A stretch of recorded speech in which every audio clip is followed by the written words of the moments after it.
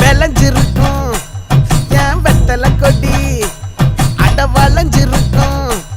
ஒரு சன்னல் வெடி தோட்டா ஒரு கண்ணால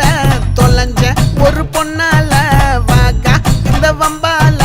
வல விரிச்சிட வந்தாளே பார்த்து வளைச்ச தேக்கு ஓம் பட்ட உடம்பு சோக்கு என்ன குத்தும் குறும்பு மூக்கு கொஞ்சம் ஓய்வை கொடுத்து தாக்கு என்னடி